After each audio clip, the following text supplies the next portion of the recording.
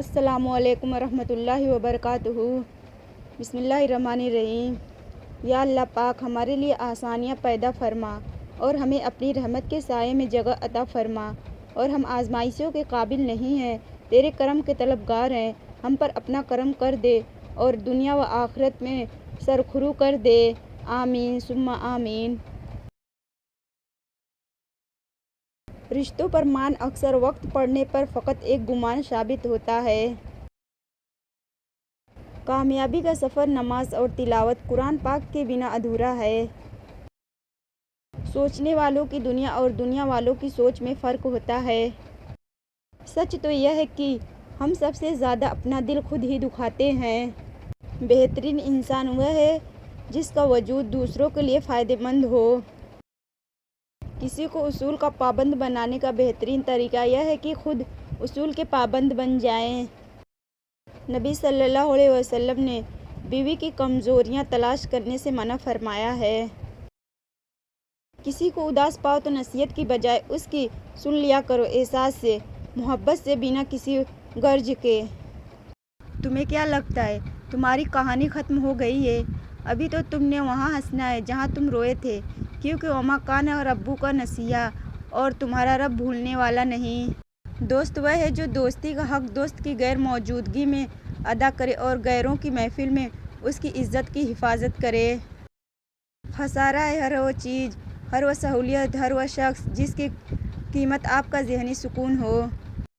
روزے کے بدلے، نماز کے بدلے جنت، حج کے بدلے جنت، زکوٰۃ کے بدلے جنت، خیرات کے بدلے جنت، روزے کے بدلے اللہ تعالیٰ خود۔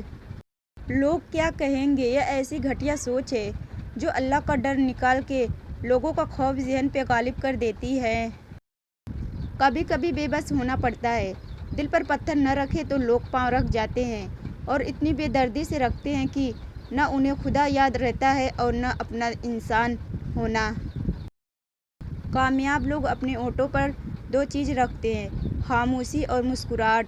خاموشی مسائل سے دور رہنے کے لیے، مسکراہٹ مسائل کے حل کے لیے۔ آپ کے اخلاق کی قدر بھی لوگ اس وقت کریں گے جب آپ کے پاس دولت اور طاقت ہو۔ غریب کتنا ہی خوش اخلاق ہو، لوگ اس کے اخلاق کو اس کی مجبوری سمجھتے ہیں۔ پھل نہ درخت کے ڈالے کو لگتا ہے، نہ اس کے مضبوط تنے کو۔ پھل لرزتی ہو، آجزی ساخت پر لگتا ہے۔ عقل مند کی ہستی خالص سونے کی مانند ہے کہ جہاں کہیں بھی جاتا ہے لوگ اس کی قدر و قیمت جانتے ہیں۔ اللہ تعالیٰ جب کسی بندے سے ناراض ہوتا ہے تو اسے پاکیزہ لوگوں کی عیب جوئی میں مشغول کر دیتا ہے۔ یاد رکھو، جب تک اپنی نجات کا یقین نہ ہو، کسی گنہگار کا مذاق نہ اڑاؤ۔ اس سے کوئی فرق نہیں پڑتا کہ آپ کتنی زبانیں جانتے ہیں، دل کی زبان جاننا آپ کو اہل اور قیمتی بناتا ہے۔ رابعہ بصری سے کسی نے پوچھا کہ کیا گنہگار کی توبہ قبول ہوتی ہے؟ فرمایا، انسان اس وقت تک توبہ کر ہی نہیں سکتا جب تک اللہ توفیق نہ دے، اور جب توفیق مل جائے پھر قبولیت میں کوئی شک نہیں رہتا۔ لوگوں کی اپنے خلاف باتیں سن کر دینی کام کرنا چھوڑ دینا بے عقل لوگوں کا کام ہے۔ رسول اللہ صلی اللہ علیہ وسلم کہا کرتے تھے، اے اللہ مجھے بری عادتوں، برے کاموں، برے خواہشوں اور بری بیماریوں سے بچا۔ انسان سب کچھ بھول جاتا ہے، بس اپنی بے قدری نہیں بھولتا۔ اللہ تعالیٰ کے نظام میں رزق بڑھنے کا ایک ہی قانون ہے، جتنا تقسیم کرو گے اتنا بڑھتا چلا جائے گا۔